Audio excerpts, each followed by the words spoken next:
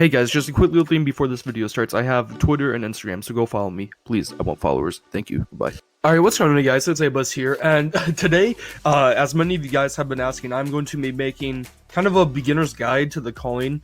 And I'm not claiming to be amazing at the Culling or anything like that. These are just basically some like really beginner tips to someone who might be new to the game, or maybe just someone who doesn't know the new changes from previous Cullings to kind of this like new one in 2020, which they have made like a little bit of changes, but it's not too much. So yeah, I just thought I'd make this video for you guys. My first tip is to not block right after you have been hit, because most people are basically going to be expecting you to do that, and you'll probably just get shoved right when you block, and then you'll probably get hit again and lose more health. And this has been a tip for a long time. I'd say ever since probably like 2 years ago. Another thing you should do is keep an eye on your stamina, which Connor doesn't really do a lot, which I'm sure you guys have seen me get mad at him for that. Run, stop jumping, stop jumping.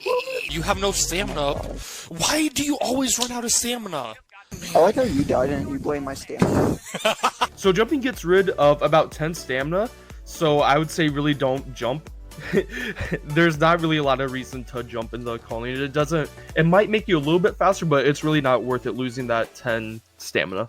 Another thing that you guys should know is that when you block, your stamina does not regen. Try not to block so much.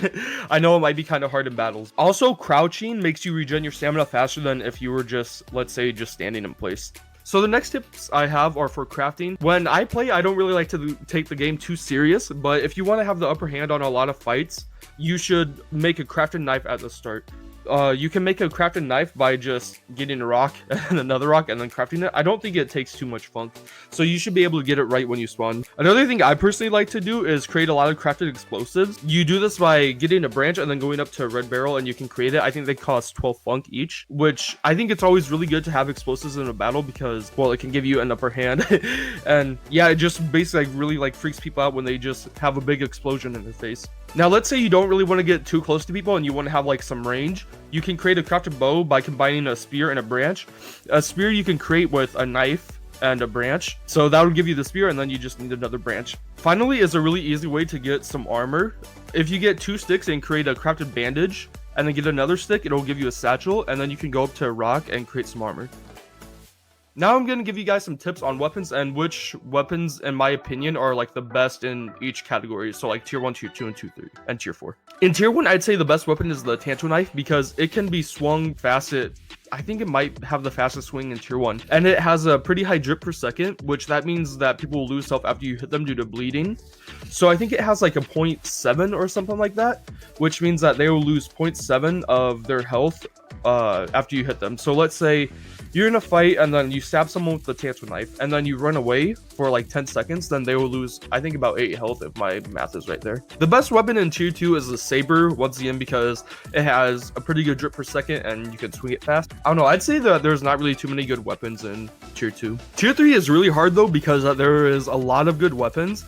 So I'd say I'll just name off my top 3, which are the bowie knife, survival axe, and the Yari. You guys can do more looking into that, but they all can be swung fast, which I really like that. I hate having slow swinging weapons. For tier 4, I'd say you're good for basically any of them, except for the sledgehammer. The sledgehammer does swing kind of slow.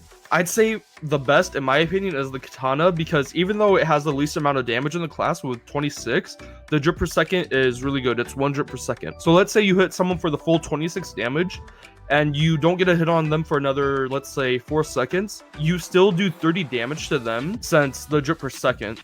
I don't know, it can give you a hand, like if you hit someone then run away for a little bit, then they'll still be bleeding and losing health.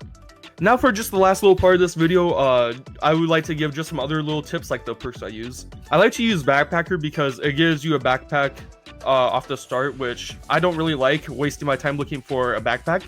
And another good thing with this is that if you do find a backpack, you can create some armor with it by just going up to a rock, and then yeah, like kind of like with the satchel. The next perk I like to use is Cannibal because you gain 25 health when you kill someone, which can really come in handy when you're fighting 2 people. The last perk I like to use is Big Bone because it gives you 15 extra health, which it can really give you an advantage in fights. And also if you find a Hemoblast while you have Big Bone, you'll have a total of 125 health, which is basically 1 to 2 more hits depending on what you get hit by. Also, I don't really like to use guns, but if I would have to recommend a gun, I'd say it'd be the SMG or the Magnum. And just some other things I think are really good is dynamite, because it does a shit ton of damage. And just for the last little tip is that you can crouch to avoid any traps. Like you can avoid snares, punji snicks, and cow traps. Oh, and also I've been thinking about doing like a Mythbuster series on this game, but I don't know really any myths. So if you guys have them, comment them down below, and then I don't know, I'll probably maybe get like 5. If I get 5 myths, then I'll do a video on it. Also, if you guys have questions about anything else in the Culling, then I might make another video about it. So yeah, I hope you guys enjoyed. Leave a like if you liked it, and yeah, subscribe if you want to. See ya.